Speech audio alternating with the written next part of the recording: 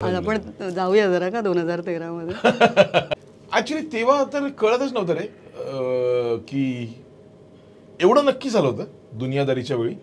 जसं आत्ता मला ह्यावेळी वाईब आहे की सिनेमा ना लोकांपर्यंत पोहोचत होता रिलीज व्हायच्या आधी. बज होता की असा एक सिनेमा येतोय, असा एक सिनेमा येतोय. तर त्यावेळी ते तसं एक फिलिंग होतं.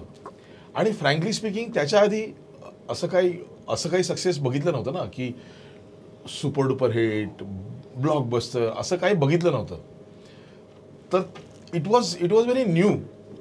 म्हणजे मला अजून आठवतंय की दुनियादारीचा प्रीमियर होता आणि संपलं स्क्रीनिंग आणि अमृता खानविलकर आणि स्मिता तांबे पहिल्या दोघी बाहेर आल्या आणि शी वॉज ओव्हरवेल्ड. अमृता वॉज ओव्हरवेल्ड. आणि मला पण कळत नव्हतं की आपला सिनेमा बघून असं कोणी ओव्हरवेल्ड होऊन रिॲक्ट करतंय ना. मग मी सगळं करतो ना, आपण हसतो, ए चल ना मेरी जान वगैरे ते सगळं झालं. मला आता हे आठवतंय की पहिली रिॲक्शन हा रे सिनेमा आवडलाय, सिनेमा आवडतो. आणि त्याच्यानंतर जेव्हा नेक्स्ट डे मी नॉर्मली माझ्या सिनेमाचा ज्यावेळी रिलीज असतो तर मी प्रोजेक्टरची पूजा करतो प्रभात थिएटरमध्ये. पहिल्याच शोला थिएटर असं डोक्यावर मी रडायला लागलो आणि मी वेड्यासारखं रडायला लागलो. मी लिटरली रडायला लागलो आणि खूप रडलो मी.